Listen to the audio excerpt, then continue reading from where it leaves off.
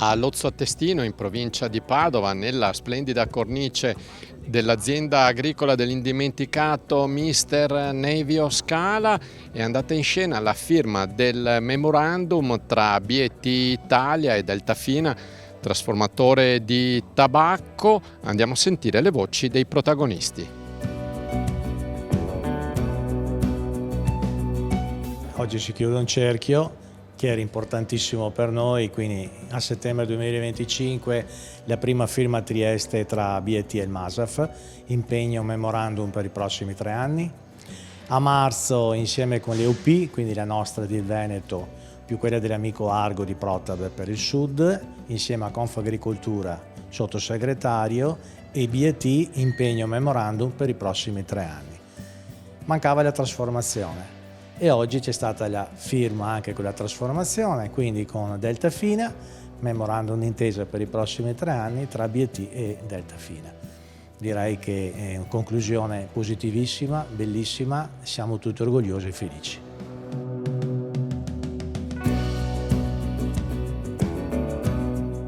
È sicuramente la conferma di un impegno, di una relazione commerciale solida, forte tra le nostre aziende, un impegno nei confronti della filiera, un rafforzamento per tutti gli attori che ne sono parte.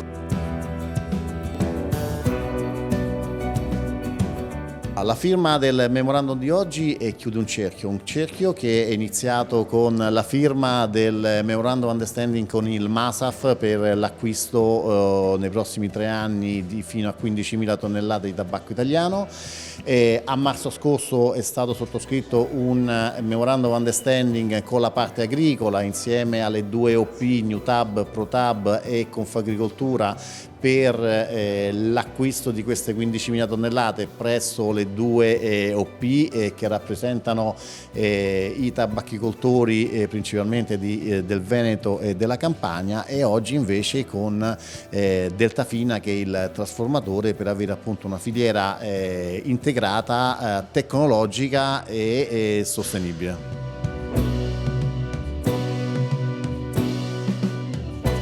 L'Europa in realtà siamo 27 paesi, quindi non è un qualcosa di astratto. Comunque ci sono 27 governi e 27 rappresentanze parlamentari che si confrontano. Bisogna semplicemente essere oggettivi, obiettivi, non avere visioni integraliste, ideologiche, considerando quello che vale questo comparto. In Italia parliamo di quasi 30.000 posti di lavoro diretti e indiretti, 50.000 tabaccherie, 15 miliardi per lo Stato fra CISE e IVA, e il Veneto, che è una delle 3 grandi regioni tabacchicole d'Italia, vuol dire migliaia di posti di lavoro, ricchezza, qualità che vanno difese, perché il proibizionismo non porta da nessuna parte e le decisioni vanno basate sulle evidenze scientifiche e non sulle convinzioni personali.